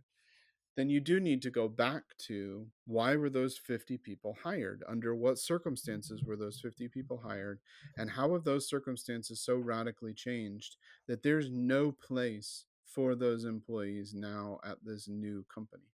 Why are companies having to so radically pivot that they have these large amounts of workforce retoolings? They can't figure out how to retrain people, how to repurpose people. Jeff, I think, has said this multiple times. Like, I would desperately love for an employer to come to me and be like, we have a problem. We need to help engage you on solving this problem. And that problem is that by the end of this quarter, we don't feel like we can justify this work project and this your position on this team anymore, but we like you and we want you and we've invested in you and we think you want to stay. If you do want to stay, work with us to figure out some way to make that work. And here are the 15 different ways that we could like explore that, and let's put together a plan for how we retool you so that we keep you. Like, I would desperately love that, but nobody does that. Nobody, you know, pre-layoff triage, right? We might have to lay you off, but we really don't want to, so let's avoid that by figuring it out in advance. Nobody does that. They all management pushes it off to the last minute, and they tell you with no notice and leave people. So I think we do need to go back to those root causes. What exactly was it that helped you make the decision to hire this person? And I got to be honest with you. I think I'll speak for myself before I speak for anybody else. I will say that in the majority of jobs that I've had, and over a 30-year period, we're talking about not 5 or 6 jobs, but like 30 or more jobs. I've had a lot of jobs over that career. And I would say the majority of those jobs did not properly vet me before hiring me. They did not properly figure out what real value I was going to bring to the table. And in fact, I made, for some of the, was probably not even a good hire. Like, they probably shouldn't have hired me. I'll just be straight up about that. I don't know. Um, I can't say I shouldn't have been hired, but like, I maybe wasn't a great hire for some of those companies, and yet they hired me. And let me just be straight up about it. If you only take an hour or 2 hours total in interviewing a person, of course, it's only going to take you an hour or two of decision making, or far less, to decide to get rid of that person. We should be spending a whole lot more time trying to figure out where the mutual value proposition is in interviewing process. It should be more of a two-way street. A company should be selling themselves to a candidate at least as much, if not more, as the candidate is selling themselves to a company. We ought to be in designing our interview process to look a lot more like work, right? Um, like, there's lots of things that we could be attacking, but if you think about, these like kind of gotcha quiz coding challenge types of interviews, right? I'm not saying that everybody is going to be quite as prolific in open source as I am, but a lot of people have something that they've done publicly that they can point to. It may not be like a nice polished portfolio, but a lot of people have done some kind of contribution that they can publicly point to. And if they have, I think that should be part of the equation. And it ought to be at least part of the decision making on, can this person actually do what they say they can do? Show me the proof of that. Show me that you've coded it. And also, I want to see all the other stuff too. I'd like to see like a repository that had issues filed, and how did you triage it, and how did you document, and what are your tests look. I want to know all of that, because that's what that's what the job is. These coding tests are not what the job is like. So we're interviewing poorly, we're not representing what the job is like, um, and then it should not actually be a surprise that at large we have kind of at best half fit employees that had some reason to represent themselves in a certain way. Maybe they were really desperate for a job, and I'm certainly there. I get it. I want a job.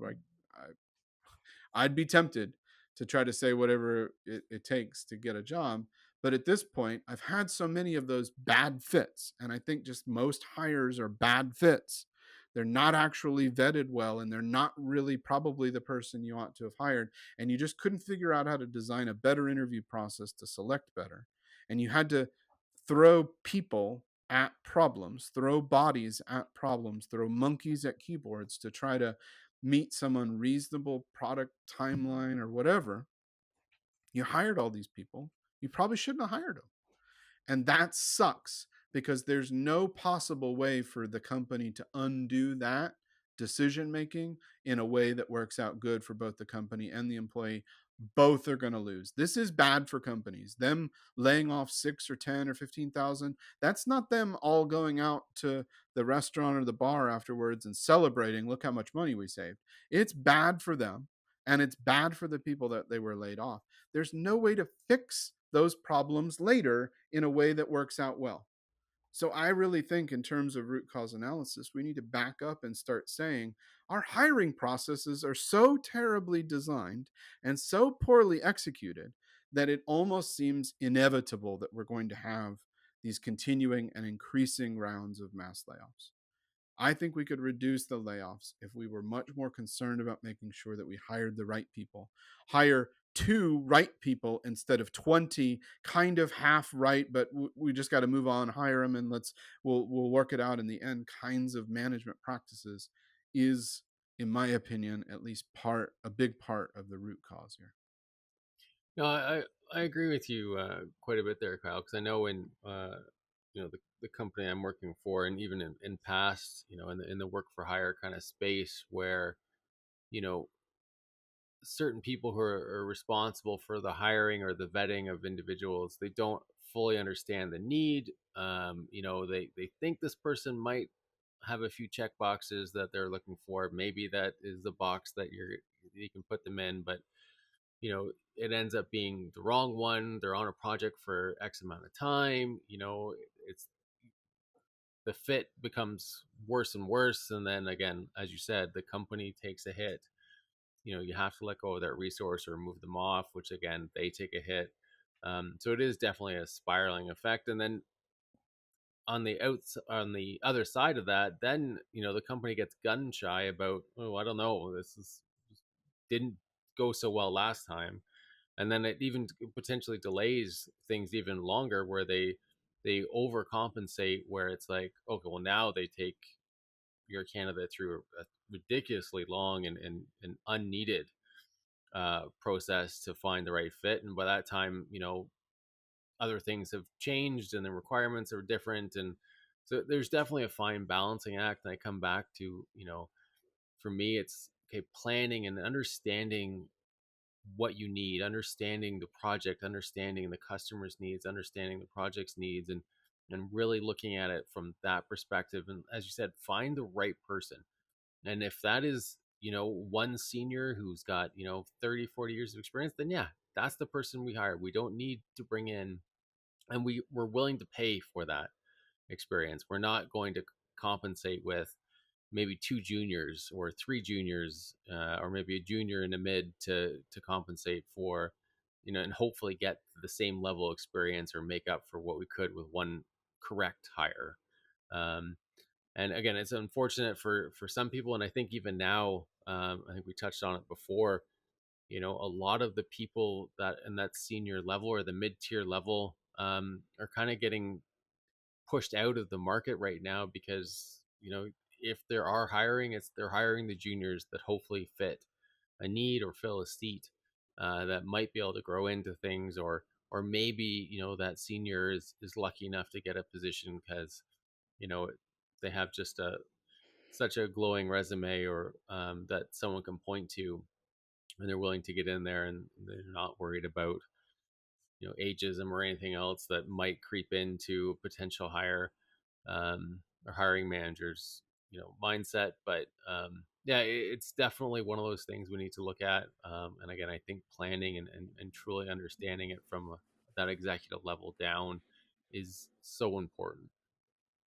I think the market has really changed a lot, and that's obviously not a particularly surprising statement to make. Everybody would admit that the market's changed, but I think how it's changed is really important. It's not just that it has changed, but how.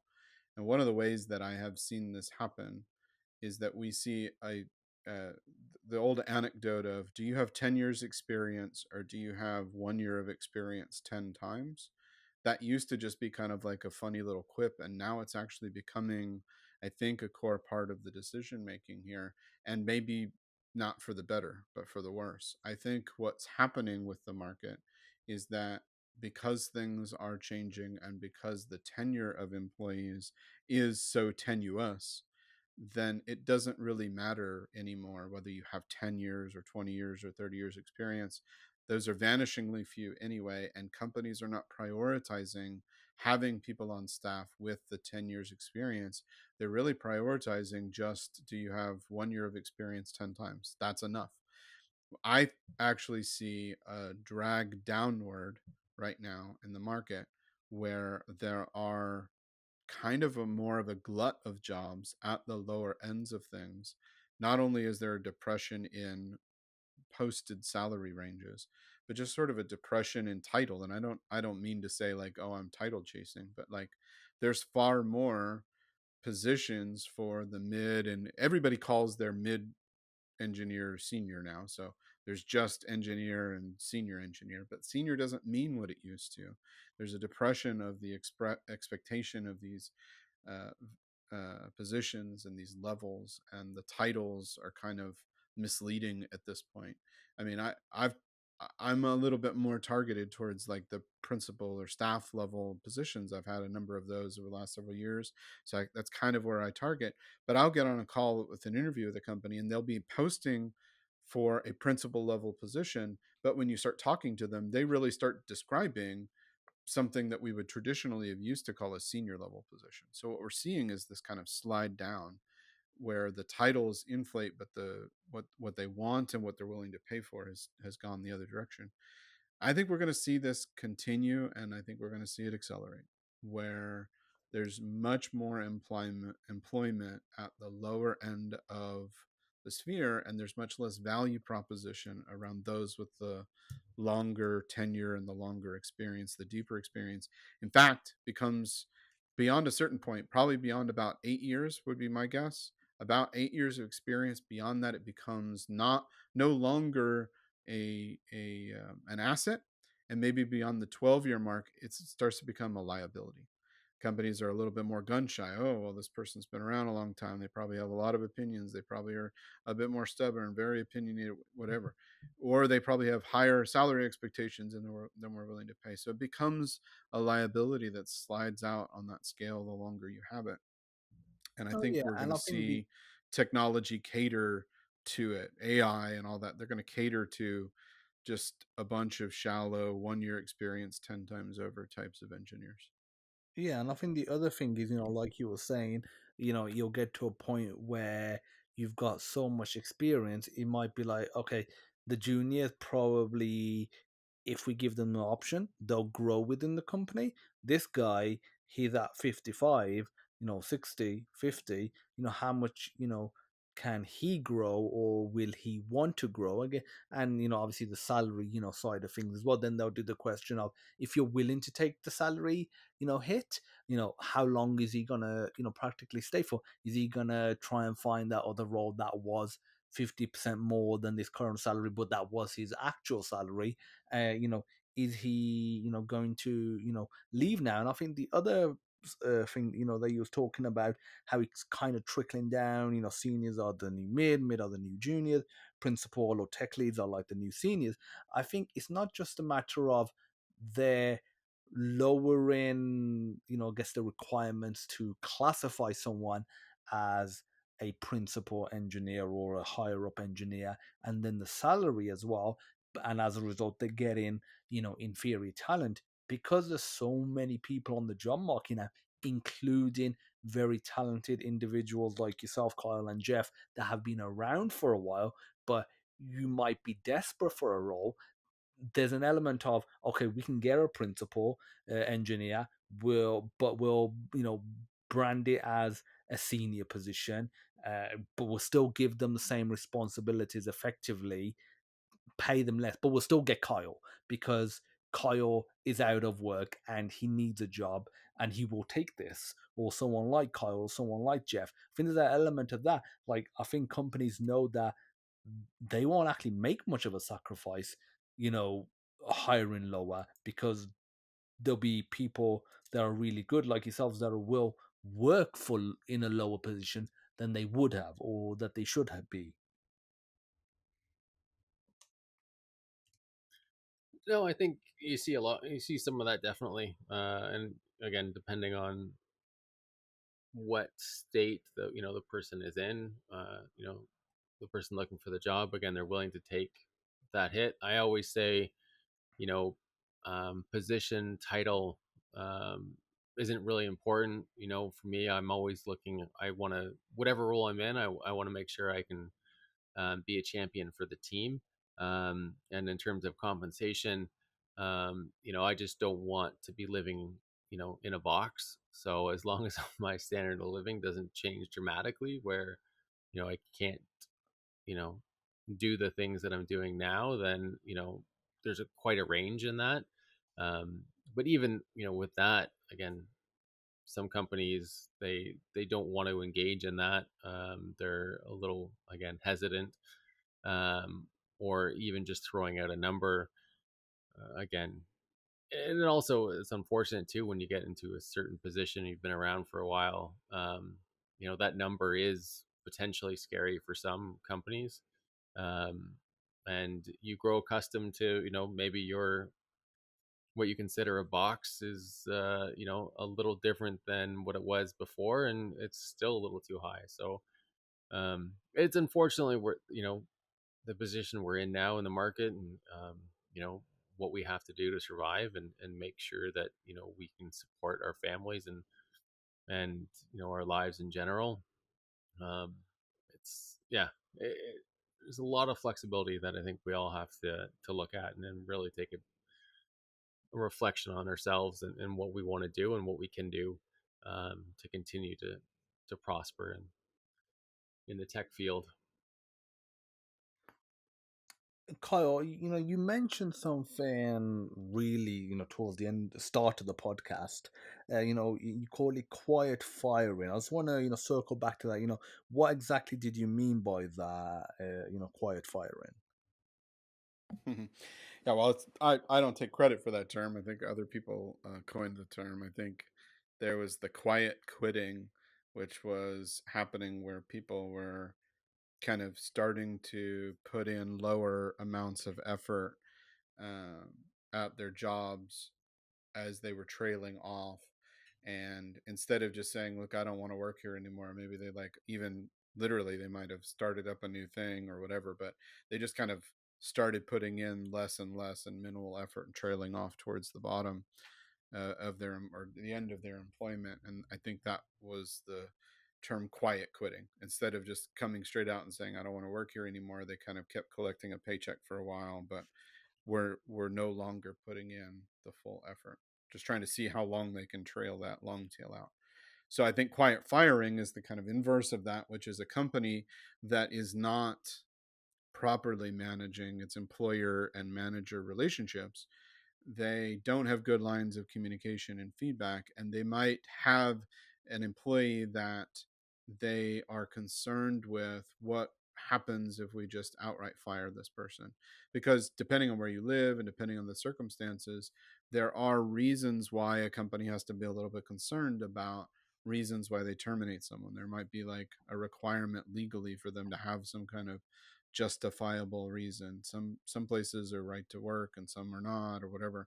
So there might be reasons that are constricting a company from just outright saying, nope, today, we're getting rid of you. Another factor could be if you have a person that you're concerned with, if you fire them, are they going to go to one of your competitors? Typically, the do not compete clauses are not even enforceable anymore, but those do not compete clauses were a reason why a company might not want to outright fire a person. They might want to try to get a person to quit. Another thing is that they may not want to pay unemployment, or they may not want to have to worry about other kinds of issues around, again, legally, there might be requirements depending on what country or something like that. There might be requirements for uh, amounts of notice or some other kind of compensation that you might get when you're being fired. Severance, is typically around layoffs, but there are some places where you have to do severance even when you're fired. And so I think one of the practices that has started to happen, probably been around a long time, but it has started to happen, is that companies basically just start acting a bit less friendly and a little bit more hostile to an employee without outright coming out and saying, we're going to fire you. They just basically try to make it so that employee wants to leave. And that's what I meant by the quiet firing. Instead of outright doing it, just making it so that we want you to leave, but we don't want to say we want you to leave. We want it to be your idea. That way, we look better.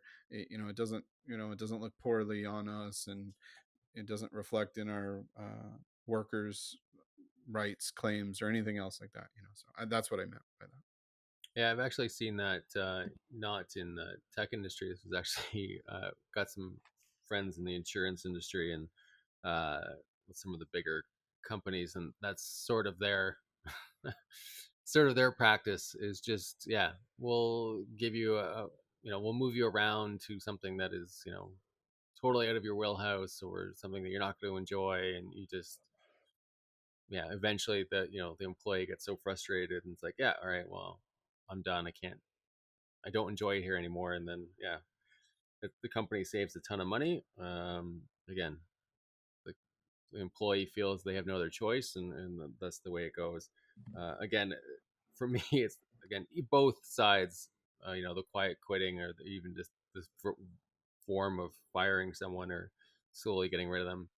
We just need to be better. I think the employees need to be better in terms of the quiet quitting. Again, have some pride in your job, and then employers just need to, again, realize that employees are valuable resources. We need to look after them. We need to ensure that they're um, prosperous in the roles that they have, purpose for them being here, and we grow them as individuals. Like I always say, I have no problem if someone leaves on their own and has great things to say about me or the company that I work for, because we fostered them and we were able for them to move on, because they outgrew the company, and we weren't able to put them in a position to continue to excel. That's fine. Again, we've done our job, as I think, as managers, or as a company. But the reverse you know is equally true. Is, again, companies can't not do that. They have to take pride in all those things, and companies need to be better. Their employees need to be better when they have a job in certain cases. Because I think, again, these layoffs, and what the tech industry is going through right now, you really need to be incredibly grateful to have a job. Treat it like it is the only one you're going to get. Put in your full work week, and go, um, and really go at it like this is it. Um, Yeah, so I just want to, thank, Jeff and, Kyle for, coming on to the podcast today. Jeff just has to, just shoot off. So he'll be shooting off now, and then Kyle will just, wrap things up. He's just, just got a few, tips that he wants to, give for the audience. But, Jeff, I just want to, say thank you for coming on, and we'll speak soon. Again, it was a pleasure. And Yeah, thanks for coming on, Jeff. I enjoyed your thoughts. No I was problem. really going to kind of build off of what he was saying anyway. So just to kind of wrap up some of the things that I think people need to think about. Jeff mentioned having a backup plan. I think you need to have backup plans for the backup plans, and maybe backups for those, right? You need to have support around you. You need to look for ways to have community and support and help around you. I think those are important, and I think you need to be a lot more scrutinizing. And I say this as someone who's desperately looking for a job. That you might think that the more desperate you get to look for a job, the lower your standard should be. But I actually think it needs to be the reverse. The harder it is to find a job, the more important it is. The higher up it ratchets the importance that you really be scrutinizing of them. So come to a job interview with a bunch of really probing questions. I just wanted to share a couple of ones that I think of that I think are important. And when I ask these in interviews, I'm regularly told, wow, that's actually a particularly surprisingly good question. So one question that I always ask in an interview is, tell me what it looks like. What are the processes by which I will know over the first 3, 6, and 12 months of working there how I'm doing? What do the feedback processes look like? Am I just going to find out at the end of the year? Am I going to find out quarterly? Does my manager speak to me on a weekly basis and give me one-on-one feedback and updates? How am I going to know how I'm doing and what I should be trying to improve? You're going to get a variety of different answers there, but being able to kind of grab that sort of uh, insight into the company, and even if they fumble around and don't have a good answer, that in and of itself can be a flag that that you have to pay attention to. So come with those sorts of probing questions. Another one that I asked one time, and I really caught them off guard, but I was like, tell me about the last time that you hired somebody and then you regretted it within 3 months. Right? Be direct, be candid, be blunt with these interviews and with these prospective employers, because at the end of the day, I think the only thing, and I say this as somebody who's exhausted all of his savings and down to the, a couple $100 left in a bank account and struggling to make it through. But even in this position, the only thing worse than being in this position is getting into this position 3 months from now, taking a job, being short term, thinking that I finally turned things around, and then it ends up being a terrible job. And either I get fired or I get laid off or there's some other bad match. And then I'm right back to where I was. And that's the only thing worse.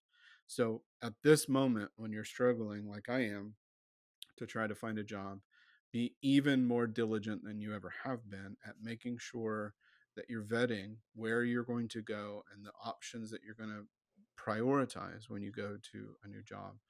I'm trying to live that out. I'm trying to do that. And I have gotten on interview screening calls and straight up disqualified myself on the very first call and said, yeah, no, I don't even want to continue. That what you're offering doesn't sound right to me. And that might sound crazy given that I'm trying to find a job. But again, I think it's really important that we do, as Jeff kind of was saying before, we make sure that all of these, that we do better, as Jeff said, at making these human connections. And the candidate has a really important role to play. I've leveled lots of criticism at companies throughout here, but the actionable thing is not for me to just yell at all these companies out in the ether and say do better. I'd love for them to do better, but they won't. But we can do that as candidates. We can do better, and we should, and we must. So I hope that people will take that to heart as well. Yeah, I mean, hopefully people will, take those tips on, and it's very difficult in these times when you're trying to get something, you are, desperate, you get to a point, you're on the edge of the cliff, and then, like you're saying, you get an opportunity. It might not even be an offer; it might just be first stage, an interview or a discussion with the recruiter, and you internally are thinking this isn't right.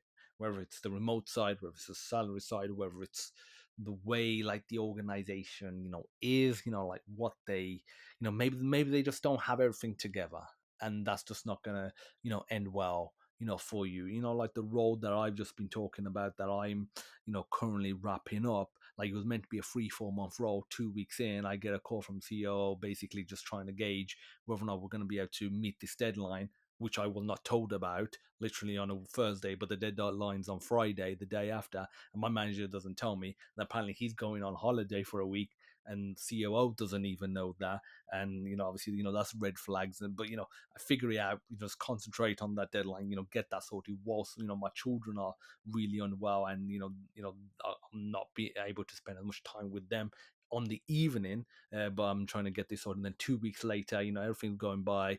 I literally, get an email saying, oh yeah, we're just don't need you anymore. Here's basically the 7 days minimum, the 1 week minimum notice period that we need to give you.